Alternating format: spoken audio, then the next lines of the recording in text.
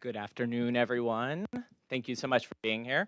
For those of you I haven't had the pleasure to meet yet, my name is Rhett Buttle, and I have the privilege of serving as a senior fellow here at the Aspen Institute in the Financial Security Program.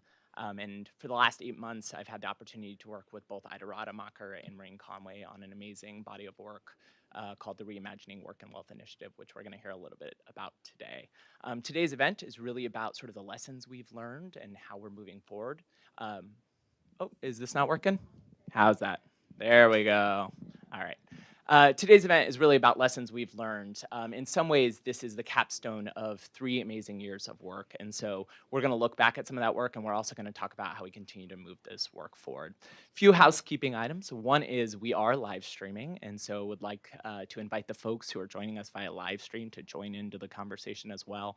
We're using the hashtag work and wealth. So I want to see lots of tweets from folks in the audience and lots of tweets from folks who are joining us online. Also, just quickly want to announce that today we are really thrilled to release our 2017 Economic Security Summit report. And I think many of you know a lot of the work that we do on the Reconnecting Work and Wealth Initiative happens at the Economic Security Summit, which will also happen this year in Aspen, July 9th through 12th. This is an amazing report, and we're very fortunate to have Karen Kahn, who is the rapporteur for last year's report, here with us today. And so we want to thank her for all the hard work she did to capture last year's lessons learned, and we're very excited about the event this year as well. So just briefly, I want to thank the many participants of the initiative over the last 3 years. I also want to thank our partners, the Prudential Foundation, the Ford Foundation, and the Kellogg Foundation for their support of this amazing work over the last few years. And with that, I'm going to turn it over to Sarah Kay, who's the Vice President of Corporate Giving at the Prudential Foundation, who's going to moderate a wonderful conversation with Maureen Conway and Ida Rademacher. Sarah?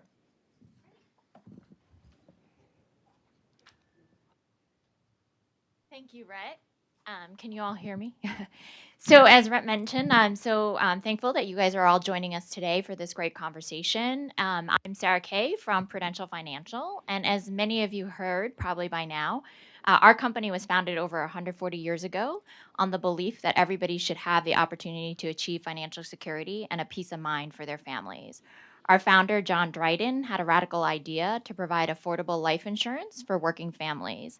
At the time, it went against the grain of business, and with that idea and with that first product, we created an inclusive market that provided financial protections for working families. We are still very much, we still stay true to that founding belief that financial security should be within reach for all. But we know today in this economy that economic mobility is on the decline and that inequality is growing. We know that people are working hard, but they're not able to achieve the financial security and prosperity that was once available to people back in the day. And we know with these hard times that many Americans are seriously anxious about their finances, no matter what income bracket they're in. And so, particularly from those from low-income, underserved communities, those challenges are even far greater and those opportunity gaps are widening. And with these economic inequalities, there are 2 fundamental components to this crisis, which is work and wealth. And that's why with these conversations that we've been having with the Aspen Institute, we approached the Aspen Institute to engage in this partnership to bridge these 2 siloed workspaces and these sectors that typically, both in policy and practice, hadn't interacted with each other. And so when we approached Ida and Maureen about this, we said, how do we bridge these 2 silos and how do we reconnect this conversation about work and wealth? Because you can't have one without another. A person's ability to earn a decent income and to build wealth are essential to that economic security. And so with that, I want to invite both Maureen and Ida to the conversation because we're going to hear a little bit about their thoughts and what they've learned as we've embarked on this partnership. And so.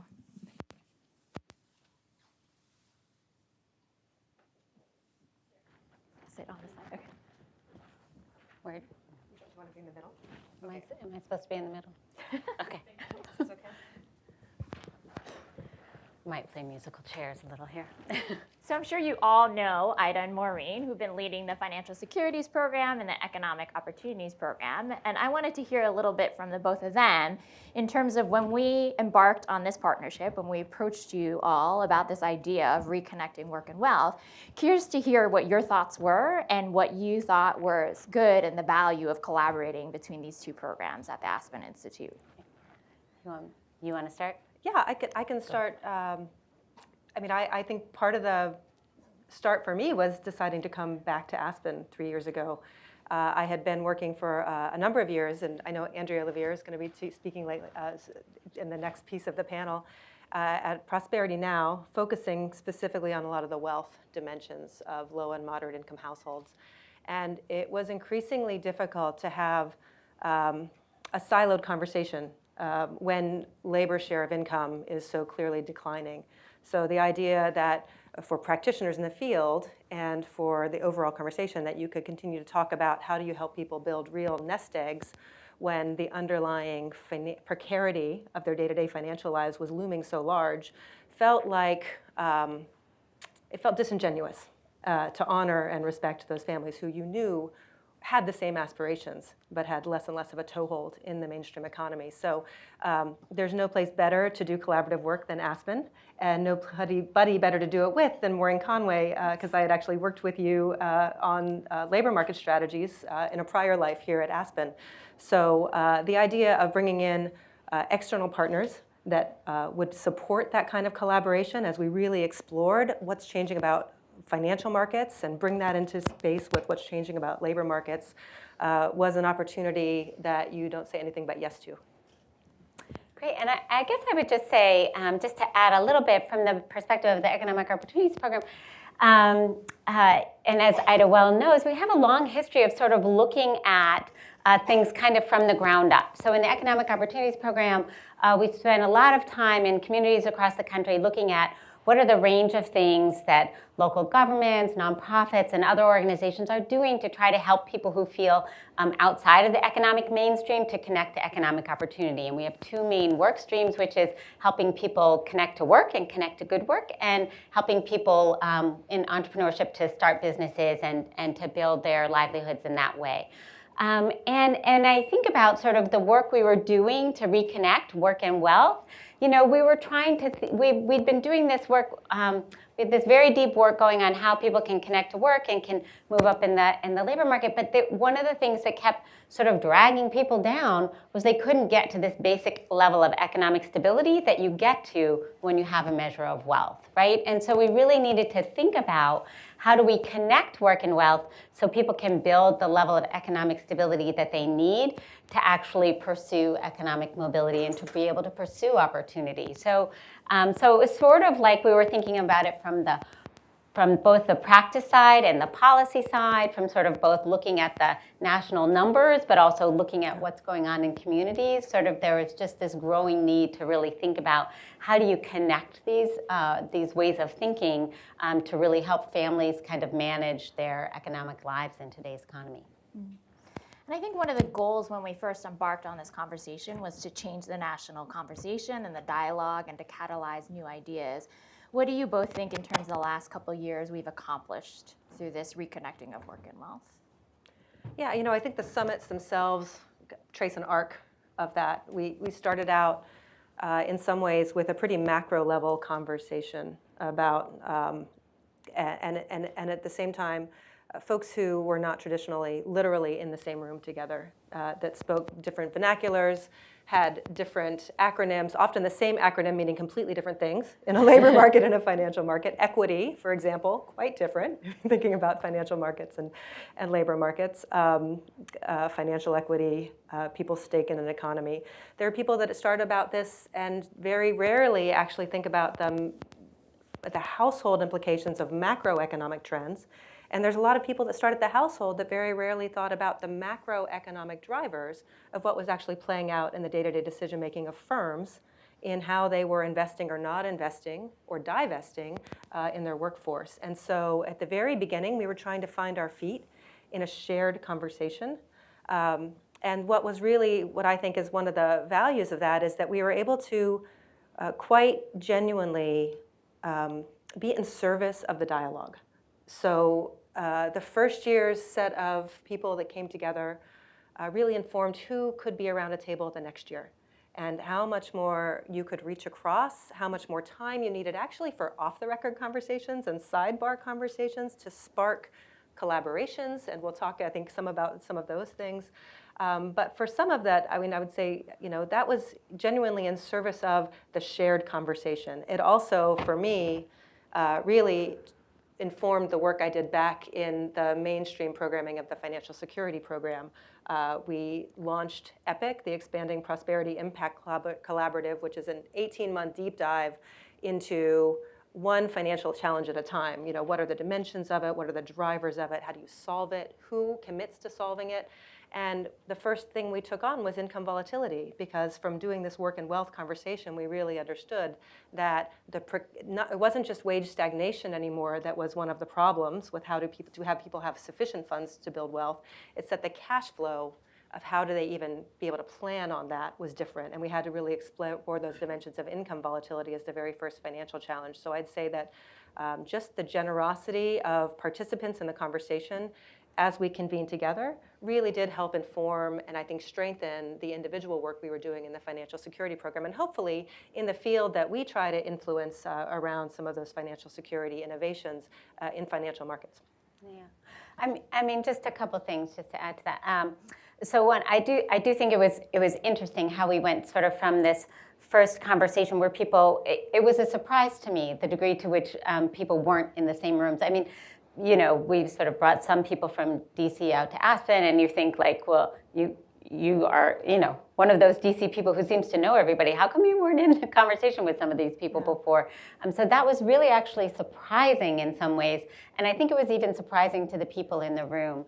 And the thing I think that's been really gratifying, I mentioned a little, is some of the collaborations that have come out of this, and also just some of the reflections we've heard back from people about how it's informed their thinking, right? I think it's certainly informed our work and how we think about things.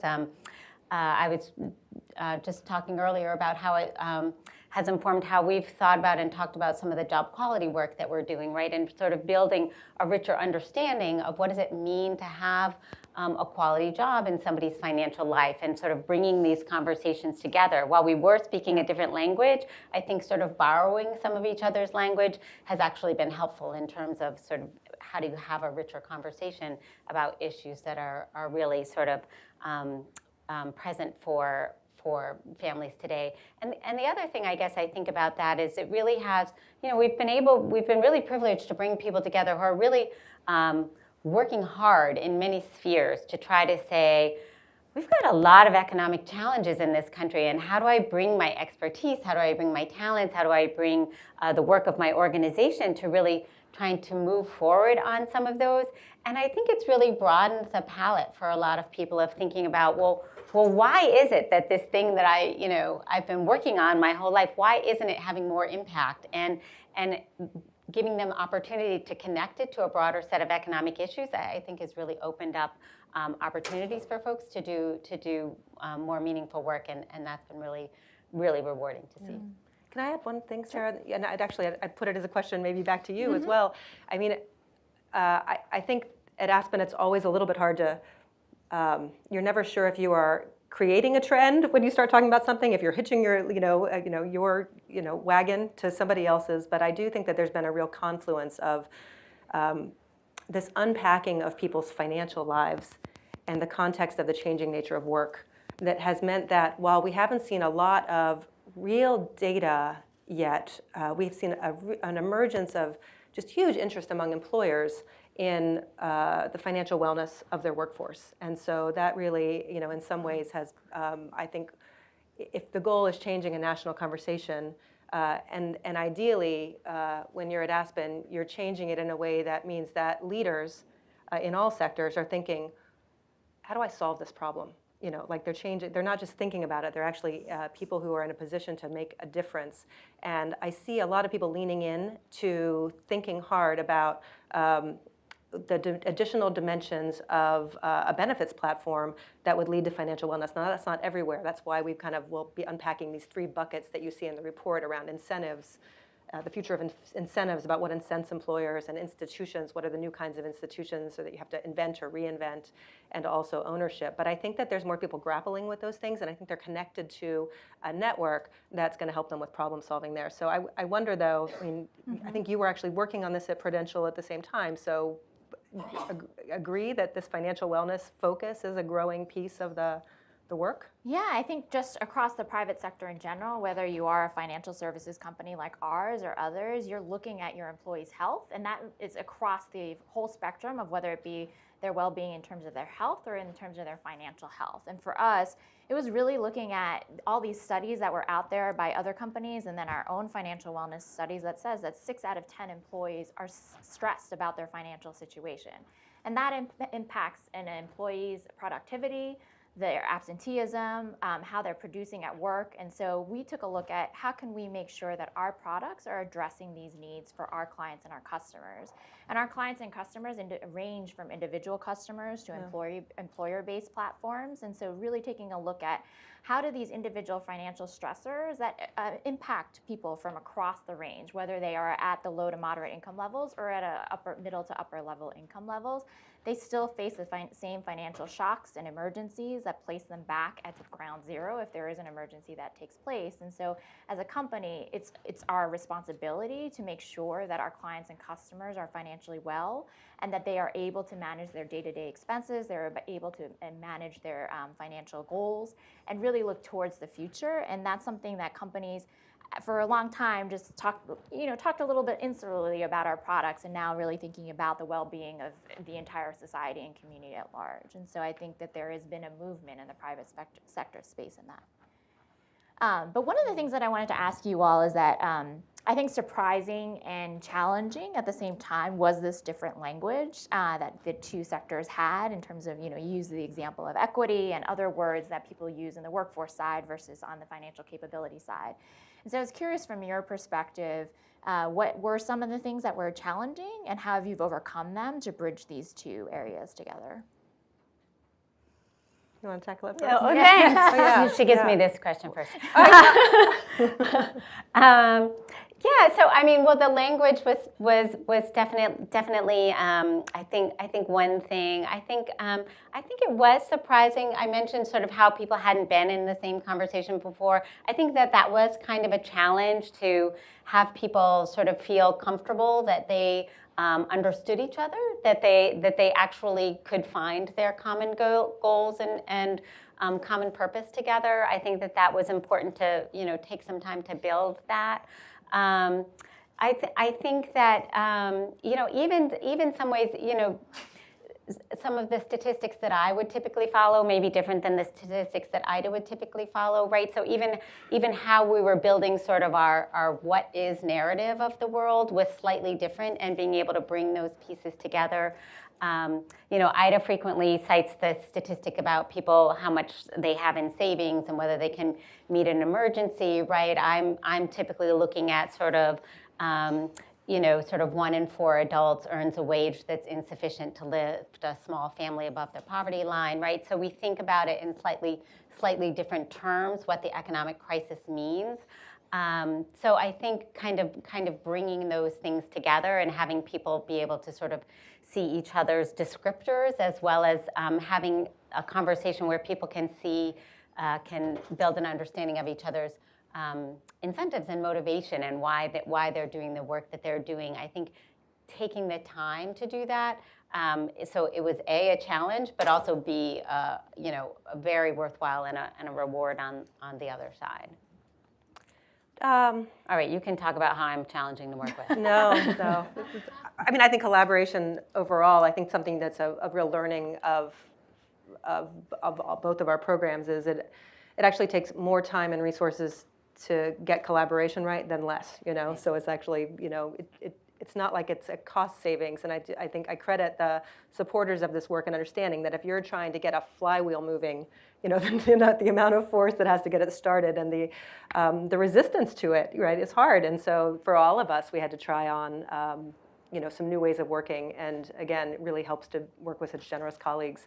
And also, I just want to give a big shout out to the participants. They made things that could have been incredibly challenging less so. And there's so many in the room. There's been 3 years now. So while there's always some overlap, maybe 150 people that are all kind of tips of their own iceberg networks in terms of what they bring to the conversation. So I would say more surprising than challenging was how eager everybody was to get outside of their norms, how eager everybody was to learn.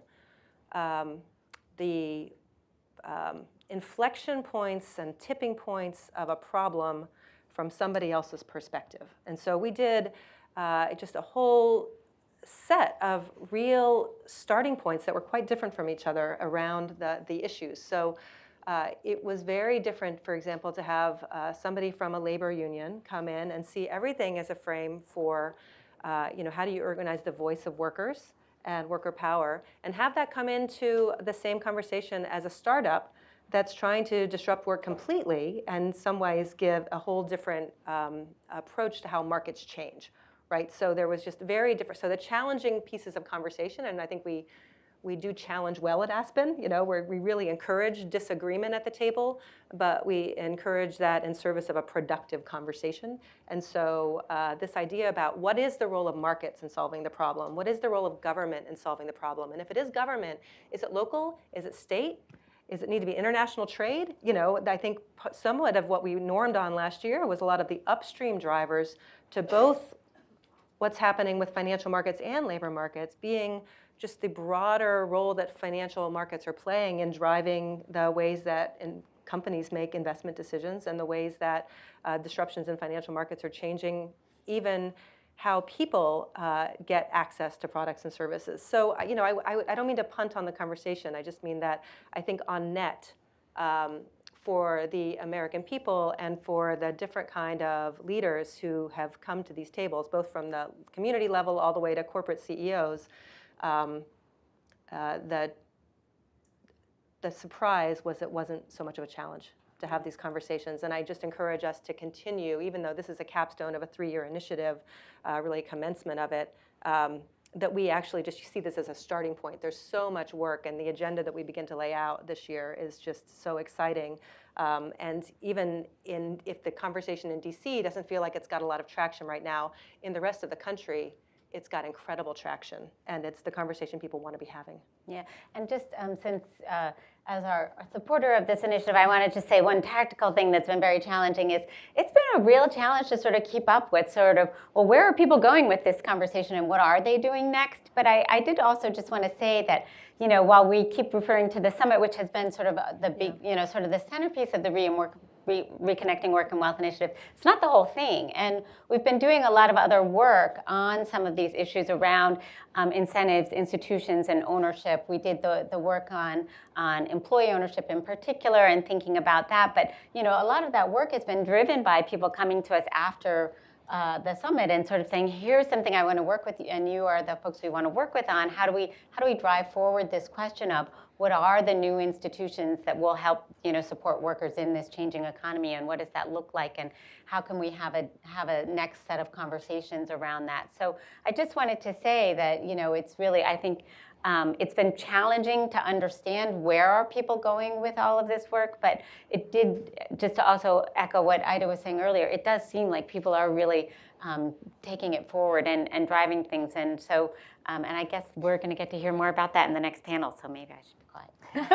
Well, we'll just end on this last note. I think going off of both what you both have said, from Prudential, as our commitment is that we are staying true to this commitment that we believe that everybody should have the opportunity to achieve financial security, and that comes from the income and the asset side. And so as you both see this work moving forward with the 3rd Economic Security Summit coming up, what would you like to see in this next year or two? Okay, sure. Well, so I mean,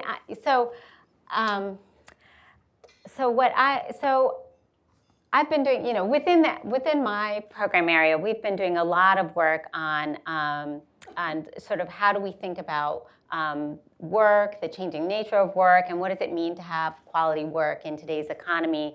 And so I'm really looking forward to opportunities to broaden and enrich how people think about that, how they understand that, how they understand the multiple drivers of that opportunity, and what that means for individuals, for businesses, for government, for the social sector. How do we think about the role of work in our society, and how do we think about quality work and how we value work and what that looks like. And so for me, it's been enriching to have this conversation, and I think it's opened opportunities to kind of bring that forward and continue to connect that to the wealth conversation. And I think that's really valuable. And I think just looking forward at a really sort of practical level, I think we have a lot of opportunities to I mentioned we sort of work kind of from the ground up. We have a lot of opportunities to sort of lift up things that are working and try to facilitate the engagement of more communities and sort of addressing the challenges of work. So I think this has really been really helpful to that conversation, and looking forward to carrying it even further and connecting it even more to thinking about work and wealth. I love it. Sign me up. And I think just quickly for me, it's been interesting that, so we spent a lot of the time in the Work and Wealth Initiative really trying to get everybody's heads around a shared set of problems across these different markets and their implications for households. And that has meant, in some ways, when you have to deal with first-order problems first, that a lot of the short-term insecurity issues of workers have been what presented as the issues to have to tackle. My goals for the next few years will be both to really go ahead and focus this pivot to solutions, and the networks we need to build for solutions, and an evidence base for those solutions, and also, quite frankly, to get back to wealth. I do think that in some ways we tend to think that you have to deal with income before you can deal with assets, that you have to deal with short-term before you can get to long-term. That's a false trade-off. We have to tackle both. There are policy incentives and platforms for both. And so in the commitment to solutions, I want us to get back to really owning that, that we can't wait to start talking about the wealth component and double down on that in ways that I think many of us have been uncomfortable to do because of where that conversation has led us in terms of a 99% and a 1%. We can't afford to wait anymore as a country to have that conversation, and I think it matters to democracy, and I think it matters to the economy. So I think that's where we're going to go. So with those next steps, we'll turn it back over to Rhett for the next panel. Thank you. Thanks. Great, thank you. Thank you so much. And while we're doing our stage change, I'd like to invite our panelists to the stage. Alison Mazer, who's the founding partner of the Commonwealth, Alison Omens, who's managing director at Just Capital, Andrea Levere, the president of Prosperity Now, and Todd Greene, who's the recently appointed executive director of the Atlanta University Center Consortium.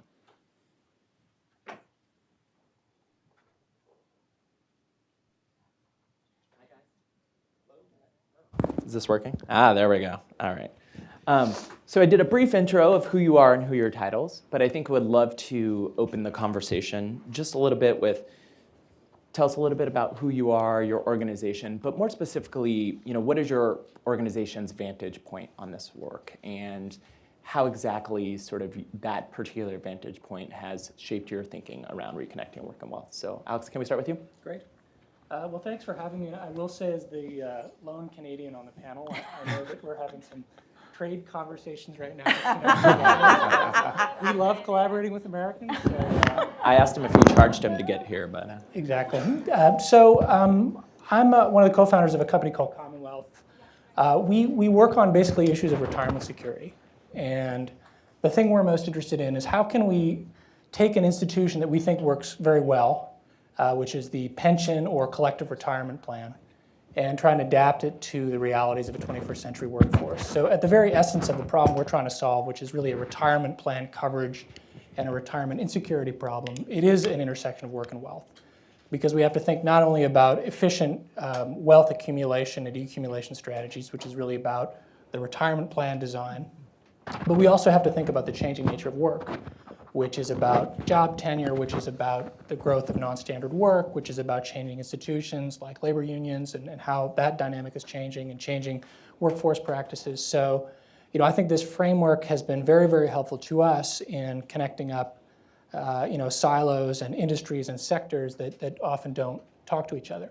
And we try to think a lot about not only the financial side of things, but also the kinds of institutions, I think we'll talk more about that later, that would help deliver these kinds of retirement benefits. Absolutely, and we definitely want to dig down more into the institutions piece. But Alison, you guys have had some really exciting weeks. Congratulations to you and the whole team at Just Capital. Tell us a little bit about you and sort of your guys' intersection with the work. Sure. So Just Capital is a nonprofit. We were founded about 4 years ago, and we basically exist to connect the values and priorities of the American people with corporate America. And we're looking through and trying to incentivize different ways that we can create environments in which companies can live up to those values. So we extensively poll people on what they think companies should be doing today, and then we take that framework and create metrics around it to actually measure the 1,000 largest publicly traded companies in the US. Last week, as Rhett is referring to, Goldman Sachs licensed our list of how all the companies are performing and launched a financial product called an ETF from it. It ended first day of trading with over 250 million assets, which is one of the largest ETF launches in history and the largest ESG fund, which means sort of all the environmental, social, and governance issues that companies sort of identify and track. So it's one example of the work that we're doing to try and incentivize better corporate behavior and sort of, to the sort of this question of how does this framework work for us. Basically, we're trying to charge and sort of ask the questions of companies. Are you living up to all of these issues the American people care about, and simultaneously trying to create the incentives that makes that easier for companies to be living up to them. And Todd, you have an interesting, congratulations. Thank you. You have an interesting perspective given your previous role and your current role. Can you tell us a little bit about how you're thinking about the frame and sort of your previous role and sort of looking forward? Sure. I've had an opportunity to engage with several people in this room in my previous role at the Federal Reserve Bank of Atlanta, where I led our workforce development efforts across the Federal Reserve System. So there, of course, we thought a lot about both workers and their economic returns, but we also thought a lot about how that fit into companies to make sure that our economy was growing very at an optimally productive way. That job is about 4 days a week old now, and I now am in the day 4 of my new job, which I'll say is a bit less esoteric and really more focused on more directly about the people who are facing this issue with respect to thinking about work and wealth. So I am now the new executive director at the Atlanta University Center Consortium, which is that consortium is composed of 4 historically black colleges contiguously located in Atlanta. It's the largest and oldest. So it's Spelman College, Clark Atlanta University, Morehouse College, and Morehouse School of Medicine. And so there I'll be working on issues that actually speak to this very issue. So if you think about the history of these institutions, they were really founded by benefactors who were interested in helping people emerge out of slavery and into positions of connecting, building wealth, but also developing skills that were outside of the agrarian perspective into ones that could help them to prosper. So that's a little bit about that, but I wanted to share with you, already I'm sharing a quote from one of the former presidents of Morehouse College, but he was actually the mentor to Martin Luther King.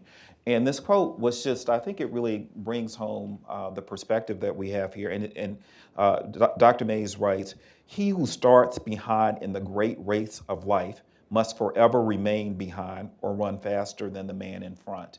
And I think the work that we're all doing here today is to try to get people faster in that race. But the other part of it is that we've got to do, and Ida alluded to this, but this work is in the now, and we need to figure out ways. And that was a great thing about coming to the summit last summer, was to be in a room with people who actually forced my own thinking about making sure that these issues were addressed now. And of course, with having a high degree of economic prosperity across the country, we know that there are opportunities to kind of translate that to people who may not have been able to participate.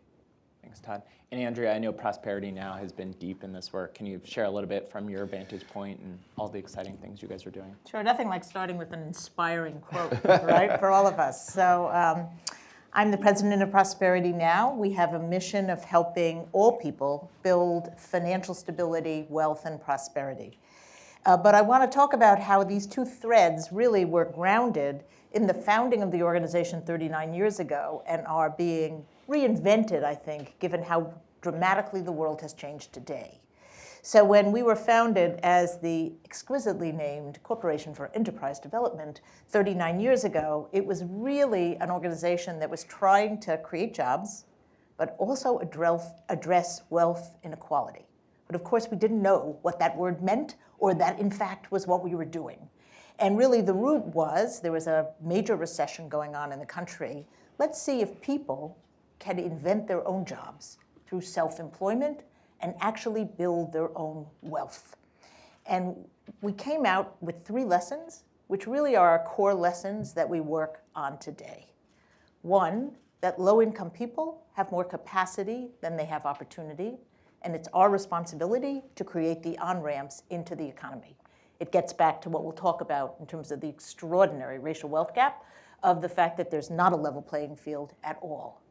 Secondly, we discovered that low-income people, when given the same structures and incentives that middle and higher income people get all the time, can succeed at exact the same rates and levels.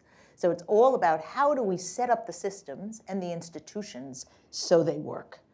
And the final thing is that it's incumbent on us, and this is where we have to change the language, to turn the safety net into a ladder, so people don't just stop at a certain place. And what we've seen in the dramatic restructuring of the labor markets, and which we'll talk about more, the fact that there's been this huge risk shift from institutions, mostly in the labor market, onto individual households. We have to change how that works by really blending the labor markets with the safety net to build that wealth. Awesome. Thanks so much, Andrea. So what I'd like to do is, I think you've heard a lot about how the work has evolved over the 3 years. We spent a lot of time really identifying a common set of problems. And as we're looking forward, really starting to think about solutions. And so one of the things I wanted to do was dig down a little bit on some of those 3 streams that we've talked about. And Alison, I want to start with you with kind of the incentives piece, because I think working with employers, you have sort of a unique perspective, especially as you're thinking about sort of upstream incentives of working with business. How is Just Capital thinking about that? More than just thinking about it, you guys are doing it, and what does that look like? Yeah, so we're a new organization that's still experimenting with what incentives actually look like. Fundamentally, we believe that companies need more information on how and what they should actually be focused on, particularly on work and wealth questions. Our polling shows that the biggest issue by quite a bit that people care about have to do with how you treat your workforce, as well as other core operational issues. So we're focused, we're sort of focused on these questions of what do companies need to pay attention to? How do we ask those questions into the C-suite and ensure that the CEOs actually are looking at these questions within their workers? We sort of famously cite Mark Bertolini, the CEO of Aetna, who didn't know that a certain percentage of his workforce was on food stamps, and once he did, he addressed it and raised wages. So we fundamentally believe that working with companies and investors is an important role to be playing, to be addressing these core questions, both at a systems level, at a market level, as well as sort of within companies. What does work look like today? And we're analyzing and ranking companies according to those things. So we believe that we can create a better race to the top among companies who are raising their hands and saying, we want to be better, but we don't know how and we don't know what to focus on.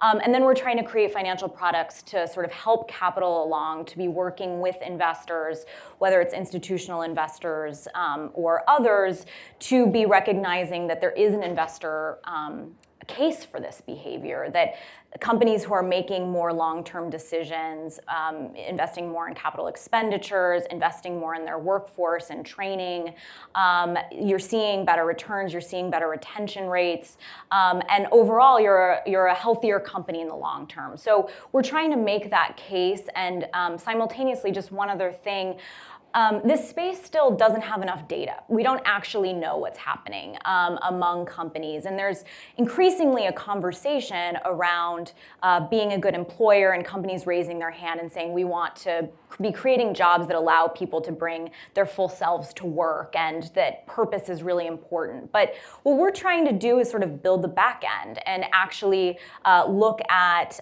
publicly available and crowdsourced data to understand what's actually happening and analyze companies according to those things. That it's not enough to just be publicly talking about it, that we actually need to ensure that it's actually happening, and what are those metrics and what are those data sources to be measuring it according to those things. That's really helpful. Alex, I want to turn to you next to talk a little bit about sort of the institution's work. I know Alison was talking about sort of what's going on with products. I think you guys have been at the forefront of the work that you're doing with retirement. Can you talk a little bit about sort of how your work on retirement and sort of the Reconnecting Work on Wealth initiative, the sort of institution stream has sort of influenced your work? And Todd, I'd like to hear from you on that as well. Sure. Yeah, so I'll try to get a bit more specific about how we think about institutions. So I guess one way to think about it is as a layer of solutions that is somewhere in between the public policy layer and the kind of products layer. And it's one that we think is really important. And the reason why is when you think about retirement, that story has played out in very much the same way that Andrea has talked about in terms of a risk transfer from institutions to individuals, largely in the form of the decline of the corporate pension plan. And there are many reasons for that, and part of how we try to think about it is not to sort of blame employers for doing that, because a lot of those forces have to do with changes in the economy, but actually to think about what are ways in which we can continue to have institutions to protect people, protect workers, that don't leave them on their own for retirement, that actually take into consideration the changes in the labor force and the economy. And so for us, that looks like partnerships with labor unions, partnerships with associations, in some cases partnerships with sectors to design and manage collective retirement plans that are portable from job to job and that protect people, in our view, and based on the evidence, much better than a do-it-yourself type of arrangement. But this is a new space as well, and I think one thing that's been terrific about being able to collaborate with Aspen and the entire Aspen community is there are a lot of things that have to be tested out. This does require collaboration across sectors. I don't think it's something that one sector can solve on its own. And so, I think one way in which the Aspen work on this has inspired us as an organization is, we've been working on this initiative in Canada, which launched a couple of weeks ago, called the Common Good Retirement Initiative, which is all about getting a portable retirement plan, national portable retirement plan for the nonprofit and charitable sector, which has almost 1 million workers in Canada with no retirement plan. And that's really a collaboration between philanthropic capital, progressive employers in the sector who care about decent work, retirement experts, and the private sector. And in a way, it's an experiment to see if we can get something going. But it's that type of leadership from the sector and the kind of collaboration where we look to the Aspen model as a bit of an inspiration for how do you get sectors to work together to lead on these kind of cross-disciplinary issues. Helpful. Todd, can you touch a little bit on sort of the regional piece of this? I think it's really interesting that you're based in the South with so much going on and all the work you do with underrepresented communities and sort of the role that the institution stream is sort of inspired for your work. Well, definitely. And I think what I'd like to do, though, is maybe begin by two people who actually inspired and was really the background for a lot of the work as I think about it. One is Rick Wartzman, who wrote a fantastic book about the kind of the history of the middle class, and I think what's happened about how it kind of hasn't turned out and what companies have done or not done in order to support that. And so I think that work is really foundational to thinking about the past is always instructive about the future. And in thinking about the future, Ray Bashar, my former colleague at the Federal Reserve, has also done a lot of work that I think helps me to understand that a lot of this work is related to where you were born, or when you were born, rather, and also around your race, because there's been some discrimination, and et cetera. So really the lens that has been most intriguing to me, and hopefully this was the voice that I hoped to bring to the summit last year, was along these dimensions. One is around geography, Because when we talked about institutions, one of the challenges that I had was that these institutions didn't behave in the way that I'm accustomed to institutions behaving. And I mean not only the institution, which we might think of as the company, but also all of the other types of public agencies that support that. In many cases, there were questions in my mind about whether or not these institutions were actually wanting people to move ahead or to achieve wealth. And then the other part of that, of course, is the racial component. And there's been people of color there's lots of work around discrimination.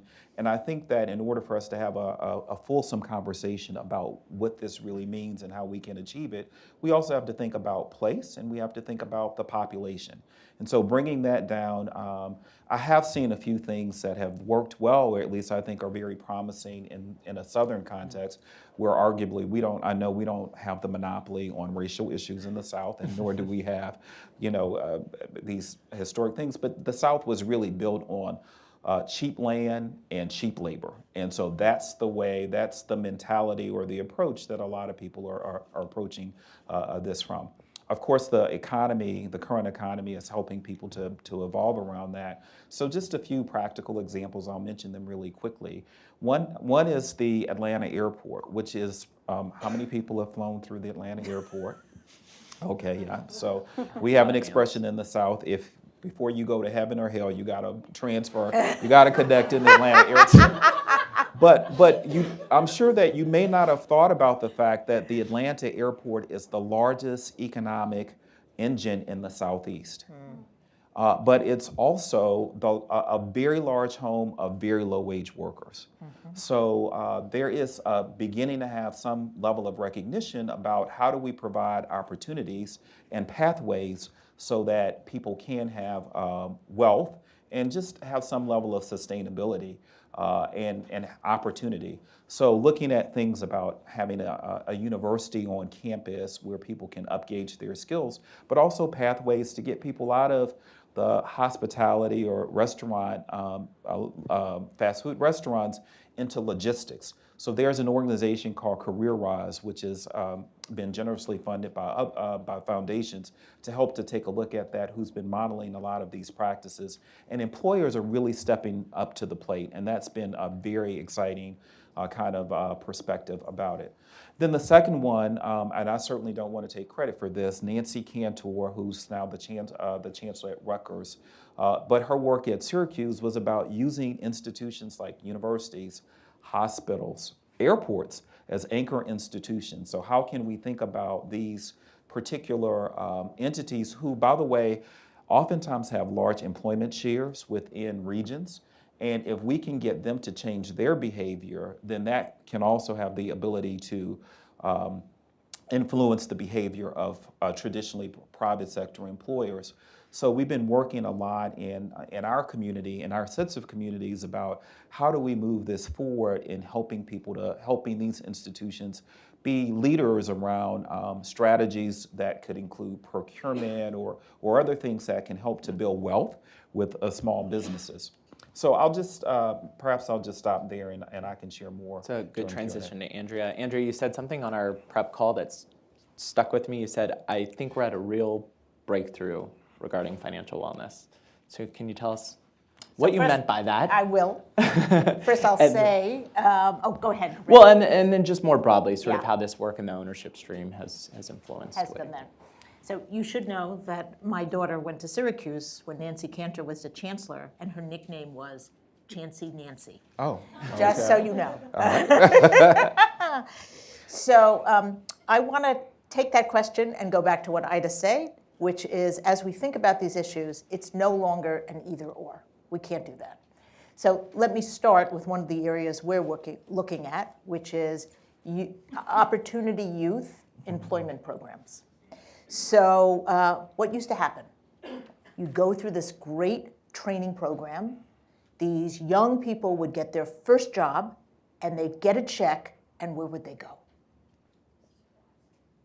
Where would they go? They'd go to the check casher, right? They don't have an account. They're not banked. Their parents are not banked. The data point, On average, a financially underserved person spends $2,400 a year on fees and interest. So when we would be challenged, or Ida knows, attacked by saying, you can't ask poor people to save, you know, they don't have enough money for things. We'd say, we just get them into a fair and affordable account, and if they only save half of that, suddenly look what they have. So the issue around financial wellness has been an issue that we've looked at within the public sector and very deeply in the private sector, and Sarah's been a real leader in this, which is essentially, it is a good business practice to reduce the financial stress that workers are having at all levels, but also to be innovative about what are the platforms that are ready to scale this work.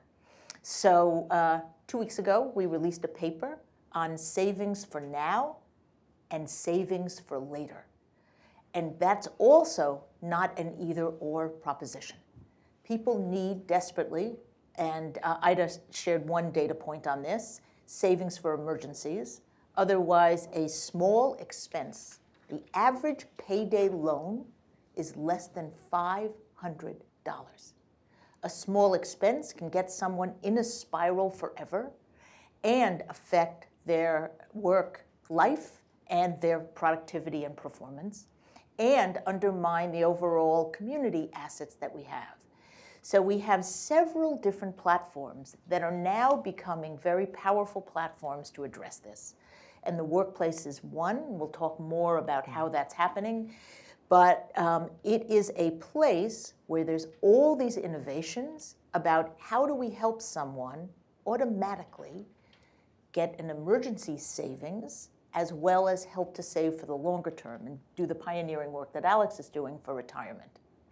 How do we use tax time, which is the time when low-income working people, through the Earned Income Tax Credit and the Child Tax Credit, are getting the most amount of money that they're going to see in an entire year?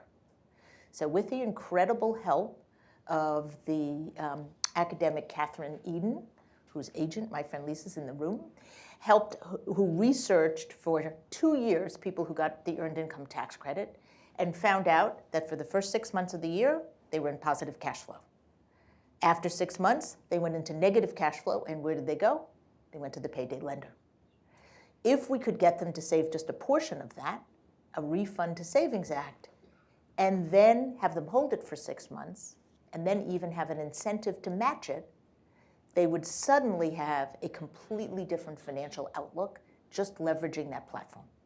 And I'll close with one final note, which is the District of Columbia was supposed to basically approve the first refund to savings program, only it was the day of the Washington Capitol's parade.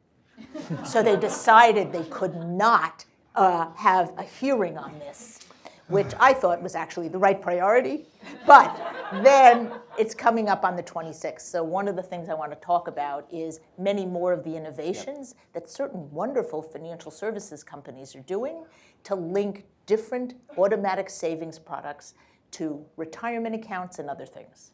So we want to get to your guys' questions. I want to do one more round, which I think is hopefully the exciting piece. And Todd, I'm going to start with you, so I'm going to giving you a little bit of heads up. I'm really excited. I'd love to know like what excites you and what are the areas of action that you see sort of in this body of work going forward. But maybe more importantly, who else needs to be part of the work going forward? Yeah, so I'll just speak to the current context that I'm in now, and that is within this great consortium of being around some very, very smart young people, many of whom, not all of whom, but many of whom may have come from very humble beginnings, often first-generation students who haven't been exposed, or certainly who are not, who don't have wealth.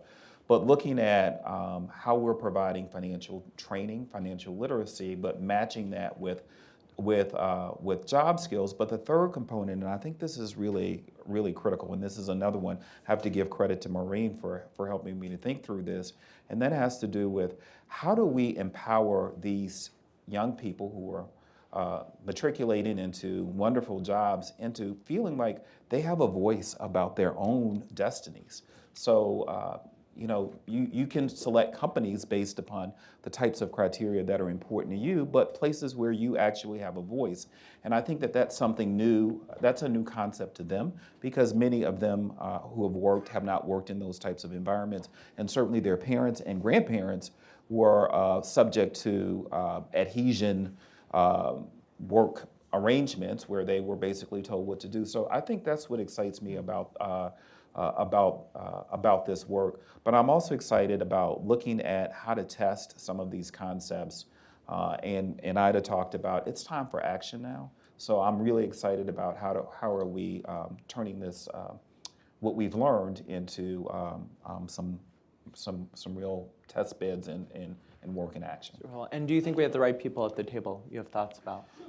So I do. I always want to make sure that the people at the table who are having these conversations need to look like the people who are actually subject to having these types of challenges.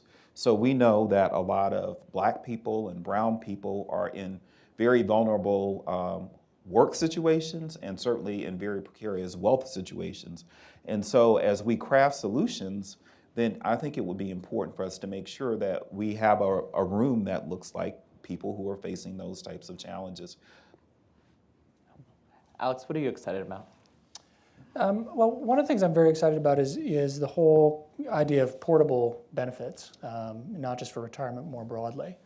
And specifically, how do we turn that from a concept, where I know there's been a lot of good discussion, to actually functioning pilots, functioning marketplaces? How do we start to think about what is the policy architecture for that look like? What are the delivery platforms and institutions who could be part of that in a way that will actually protect workers, that workers will trust? What are the products, both financial and non-financial, and technologies that can be part of delivering that? And then how can we start to actually test things in the real world, get experience, get data, report back, iterate? There's a lot of promise, I think, not only for the world of pensions and retirement, but across health, across training, across broader financial wellness, including short-term.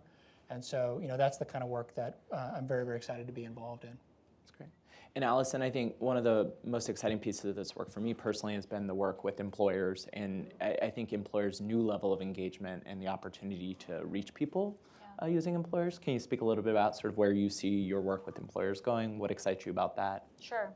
I mean, I think that it's so interesting to me because we're all sort of focused on different things, but I do think there's an optimism here right now on the big picture questions. On, both of you brought up risk, for example, and thinking about what role, companies sort of recognizing that risk has shifted away from employers, and what does that mean in terms of their overall engagement as well as the kinds of jobs that they're creating. And for me personally, I think that on sort of the work question and quality questions and a lot of the work that you and Maureen have been doing, as well as just other things that I'm seeing out there defining what a quality job means and bringing employers to the table for that there's this moment where we have convenings going on. We increasingly have groups that are standing up and saying, we're moving away from sustainability, or we're redefining sustainability to talk not just about the environment, but about companies' responsibilities for their own workforces. And then we have organizations like Just Capital and certainly B-Lab and SASB and others that are trying to actually measure what companies are doing under the hood. And so I think that there's going to be an interesting coalescing in the next couple of years on what does it mean, what does a quality job mean, and what role do companies have in defining that and then meeting it. And if they're not, then what role do they have in this conversation? How do they interact with portable benefits? How do they interact sort of with underserved communities that they might not be creating work opportunities for, but they're certainly serving and working and sort of operating in? And so what expectations do they have as anchor institutions as well to be part of the solutions to either what their workforce or the broader communities they're in are experiencing? And do you have unique thoughts about who, obviously, I would assume you feel strongly business should be at the table. I mean, do you have thoughts about who's not at the table, or? Well, I mean, I think, from Just Capital, obviously we believe the American people should be at the table, and that in this moment of populism, there's clearly a lack of voice that just people generally feel. Again, just workers specifically, sort of the day-to-day experiences that people are facing, I think, is really important, as well as from a company perspective. It's very interesting to interact with companies themselves, because oftentimes we're working with a huge array of companies within roles, if it's marketing or sustainability or investor relations. Oftentimes the people that aren't at the table is folks who are doing HR and who are actually working on the day-to-day sort of benefits and sort of this area that oftentimes we hear is a little bit more antiquated than some of the other areas within a company. And so ensuring that we have the people who are actually at the front line making benefits decisions and dealing with software that actually has real impacts on people's day-to-day lives. And so ensuring that sort of, both the HR side and workers are sharing that and showing what isn't currently working and creating opportunities and sort of identifying ways that it really is just a efficiency question rather than anything else. But through those sort of efficiency decisions, you can have huge impact on huge workforces. And Andrea, I think you're always excited. But what are you particularly excited as it relates to this work?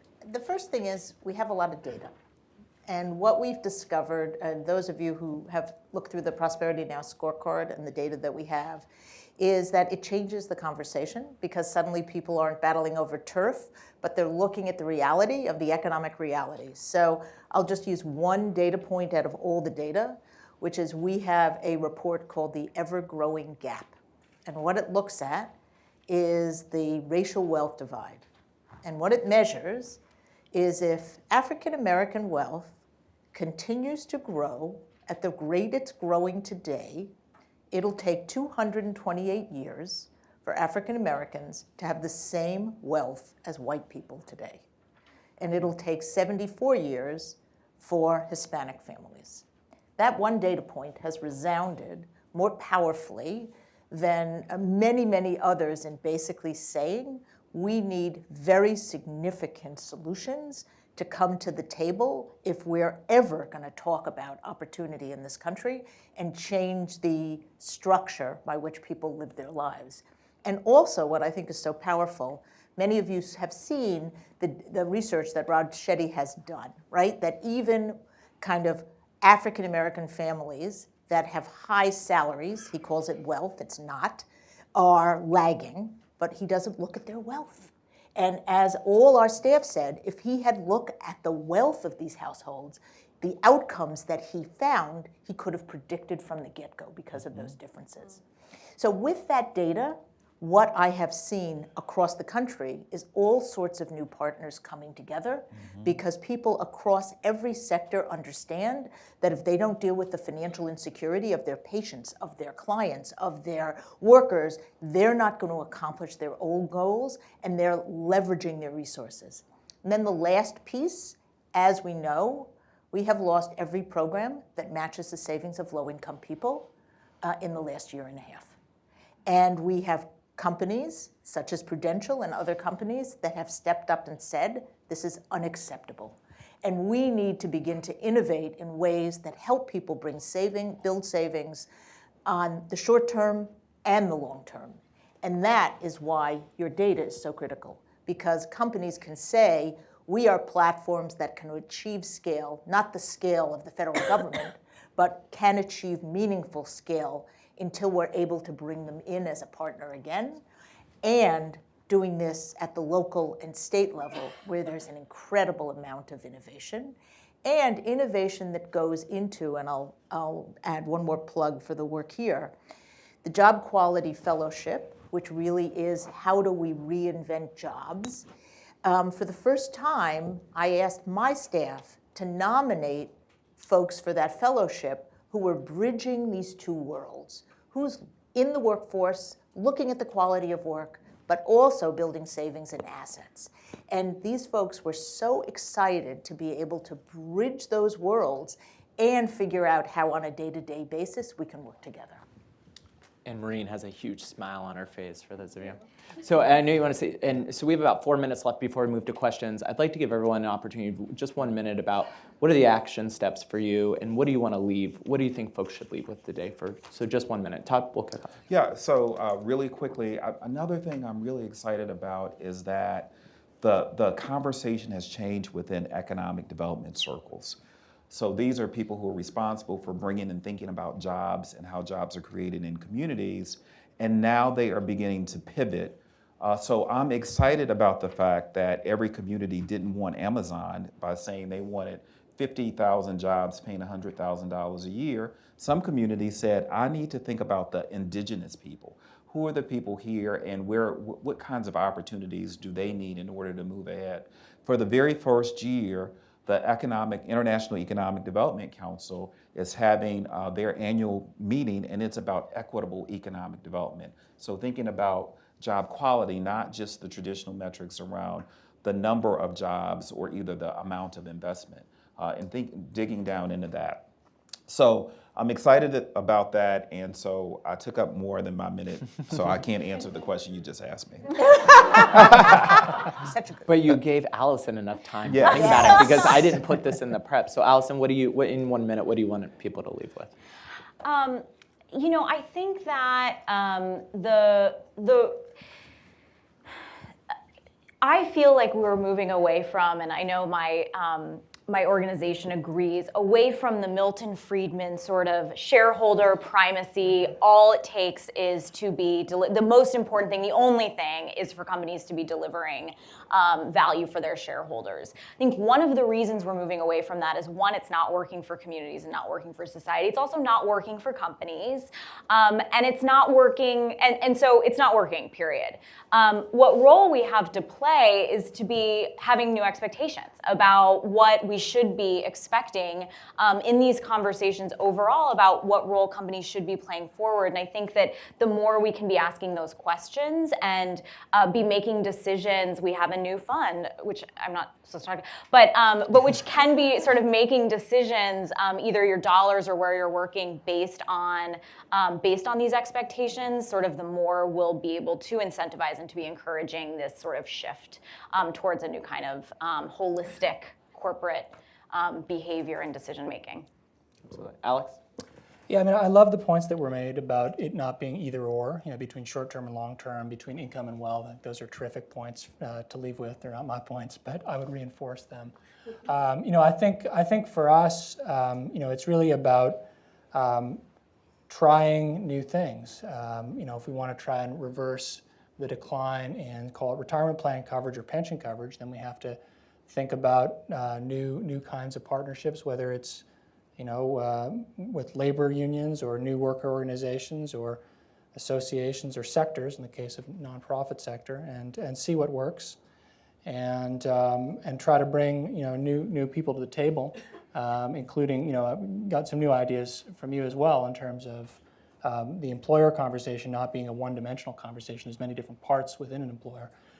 Trying to think a little bit differently about that as well. Andrea, you want to take us home?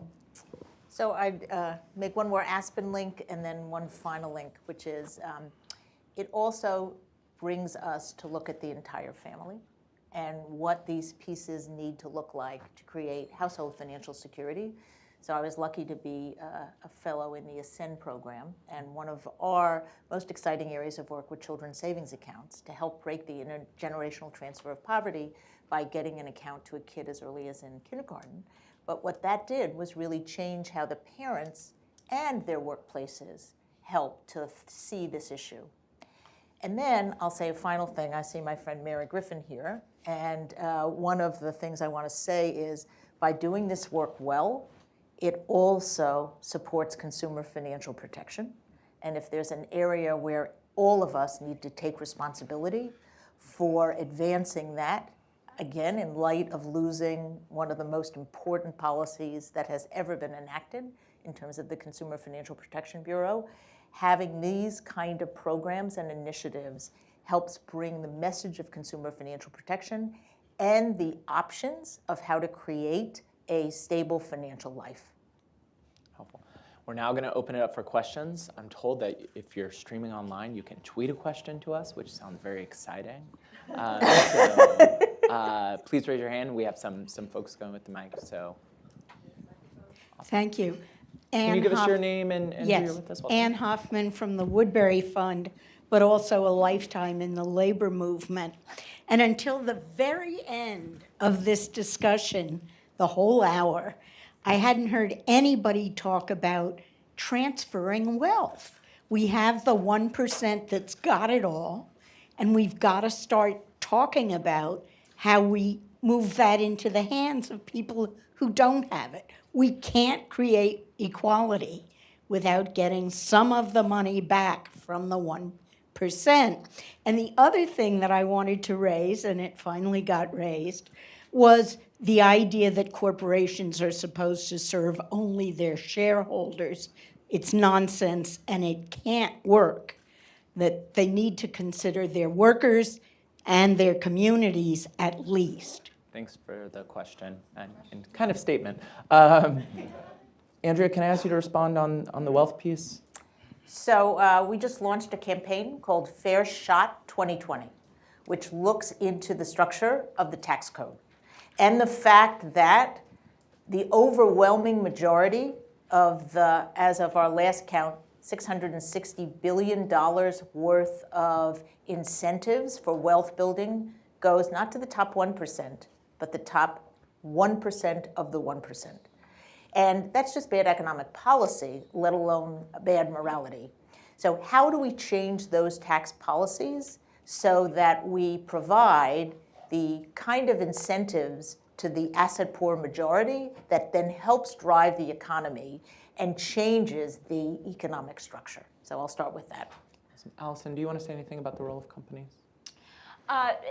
Just to agree. I mean, we're trying to, as I've talked about, I mean, we're trying to redefine what it means to be a successful company today and simultaneously building the business and investor case for it. I think, our founder sort of talks about it as modernizing capitalism, but ultimately we just have to go there, and we've seen the results of what you're talking about, shareholder primacy, and clearly we need to be shifting, and so that's what my organization is trying to do. So yes.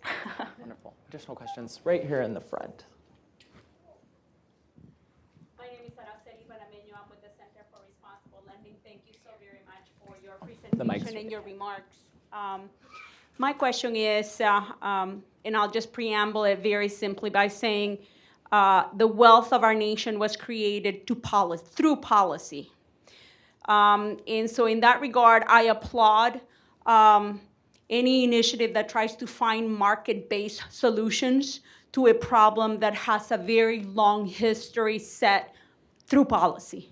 Right? We will not be able, even if we change, and I support changing the tax code so that people who have less are able to have more. But I don't think that we would be able to actually solve it just through a piecemeal approach. So I want to challenge all of you to think about boldly in what bold aspirational ideas can we begin to put on the table that are really going to bring about change, because we can't wait 228 years or 70 whatever years. Thank you. Todd, do you want to share maybe some of your thoughts on? Yeah, so some of these I'll just say are not necessarily my own ideas, but the first obvious one has to do with elections, so that we can just take that. But it needs to be said. But other things like, what are we teaching in our business schools? And how can we think about having a different kind of way that we think about business success? So it's got to start somewhere. I think the other places would be our management consulting firms, who have a lot of influence in terms of companies and their strategies. So if there's an ability to influence there. So I think that we have to develop strategies to proselytize more people who believe that I'm wealthy, but my worker also can have wealth, and that doesn't mean that I'm not going to be able to do what I need to do and have success also. So going back to this notion about shared prosperity, and then the last part is just values. And so I think something has happened, and I think it could also happen in the home. So we can, your child might be the next, I don't know, Steve Jobs or whatever. So just being able to instill in our children that, you know, I can do well, but I also support other people, because at the end of the day, that's what it's about. And Alex, I wanted to ask you, I think you have an interesting perspective, obviously being a Canadian and sort of peering in, but you do a lot of work in the US. Do you have any thoughts? Well, I mean, most of the thinking we do around policy, is around our retirement system. And, you might be surprised to know that Canada has some of the same weaknesses in our retirement system as the US. If you work outside the public sector, you're not likely to have a retirement plan through your work. And as Andrea alluded to, we have a kind of upside down regressive tax system as well. So one of the initiatives we're working on, I wouldn't say it's a massive initiative, but we think it's a very important one, is to try to bring a version of the US savers credit to Canada, so there is some incentive for low and moderate income people to save, and hopefully we can learn from some of the lessons of what hasn't worked about the savers credit in terms of delivery and also design. Yes? We just did away with the fiduciary rule. What is it like in Canada? Well, if we could bring some of that energy up to Canada as well, because many investors don't have fiduciary protection. We don't have very good fee disclosure. And consumer financial protection is quite weak. So although we do some things very well, I would say, from a healthcare perspective, I think generally works well. From a public sector pension perspective, generally works well. We have a lot of gaps. And low and moderate income households outside the public sector are not particularly well served at all. So, that's within our space, but, there's a much broader space in terms of a more redistributive tax policy and minimum wage laws and all sorts of really important things that have to happen at the policy level. It sounds like a deeper conversation over cocktails, too. Katie says we have a question from Twitter. Yes, we have a question from Twitter. Tracy Scott asks, can the panel talk about mounting debt and its depressing impact upon work and wealth? Yeah. Andrea, can you kick us off there? So there's several different kinds of debt. One of the interesting data points is that the most common kind of debt is still credit card debt. And that's still what people are using to make up for the fact that they have had profound wage stagnation, and that basically this becomes the way that they live at a level that their wages should allow. But with that comes a couple of key things, which is, I can't look at the person who asked the question, so I'll look. Oh, there you are. Oh, great. Oh, that's so nice. The two other issues that I want to raise is the very high percent of Americans who have a subprime credit score. So what that means, because of whatever debt they have, it could be student debt, it could be others, that their cost of borrowing and their access to borrowing is severely compromised. And so one of the key issues is how do we continue to innovate, we haven't talked about this at all, in helping people to build their credit and linking that to the right kind of financial products to do it. The last piece, which everybody knows, and I don't have to go into this, is the implication of excessive amount of student debt, right, for not just household formation, but for all the other economic activities that these people would be engaging in, that they are constricted because of the student debt and the position of the debt on their own personal balance sheet and credit score. That's all, Andrea. And one of the things I wanted to mention is here at Aspen in the Financial Security Program, we're doing really impressive work on debt, primarily through our EPIC program and our Consumer Insights program. So I would really encourage you all to look at that work as well. Question. Eric, I see you in the back, and I know you. So. Hey, Eric, Redding, Small Business Majority. It's for the whole panel, but also for Alex. You mentioned some of these pilots you're doing and thinking through. I guess we can take the retirement space. Could you dig into what those products look like and kind of some takeaways that you might have learned from doing those pilots with unions, et cetera? Well, I'll focus maybe on the nonprofit one because that's probably most relevant to small employers. So the proposal is basically to create a nonprofit entity that would be a portable retirement plan for a sector. So anybody who works in the sector, whether you're an employee or a freelance worker, could join this portable retirement plan. It would look a little bit like some of the state-sponsored plans that are out there, except it would also include employer contributions. And I would say be on an optional basis, and it would be, I would say, perhaps more robust in terms of the type of design if it were able to scale. But it's at a pilot phase. We need to get a certain number of employers signed up to it. I would say in the early first couple of weeks of this campaign, the amount of employer interest has been quite high.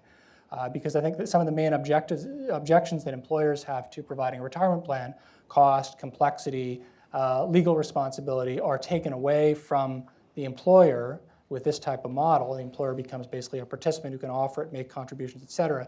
And so on that, I think there are a lot of employers that want to offer high quality benefits to their workers.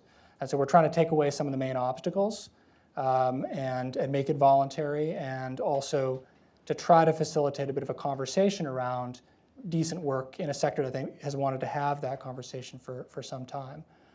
So complex to get going, early days, but I'd say a positive amount of early employer interest. Wonderful. I think we have time for one more question, sir.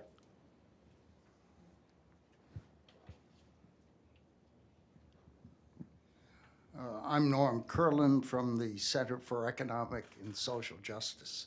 And I have a question regarding, no question about work. The system ought to create work which you love. Mm-hmm. But now we have robots that are replacing human beings in many industries. Artificial intelligence. I'm not clear from any of the discussion so far, but I'm wondering whether there have been any discussions on the ideas of a man named Louis Kelso. Nobody? Okay. But if you're familiar with worker ownership, I worked with Kelso, and we got the first ESOP laws through the Congress in 1974. And there are now millions of workers who've been able to purchase, become So we're just running, do you have a question? We're just running low. Yes, I do. Okay. Because first I wanted to hear anything about any of the speakers in terms of that. Because what we're talking about is a way in which the Federal Reserve has a power to generate money under Section 13 of the Federal Reserve Act, so that workers have become owners without putting up their own money on credit, capital credit. Great. That pays for itself. Okay. However, thank you. I'm just because we're running really low on time. Todd, do you want to say anything? And then we would love to take this offline. We're actually in our economic opportunities program. We actually have a senior fellow, Joseph Blasi, who's been doing a lot of work on employee shared ownership. And we just about a month ago had a whole day event on the issue. But Todd, do you have any thoughts? I actually don't want to say anything, but I'm just so grateful to not have to say. The viewpoints are my own. They do not represent the Federal Reserve Bank or Federal Reserve System. So I finally get a chance to say that. So I don't. I appreciate the comment, and certainly the Federal Reserve and others have done a lot of work at looking at the dynamics of labor market, the changing nature of work, and those are all tremendous concerns to how the economy is going to function, not the least of which is how we think about youth who often have their first jobs at McDonald's or other places where they learn employability skills. But yet, if those jobs are going to robots, then that's even fewer jobs that they have. So it's a serious concern, and I don't necessarily have a good answer for you. Wonderful. Well, please join me in thanking our panel for their insights and for their time and travel. And then we just quickly, before we close, I'd like to say we have good news and bad news. The good news is that we have cocktails. The bad news is that because it's so hot today in Washington, we're not going to be able to enjoy those on the rooftop, but we do have a beautiful setup out here where you can still see the views and folks can go outside. Thank you all so much for joining us, and please join us in the foyer for drinks and conversation.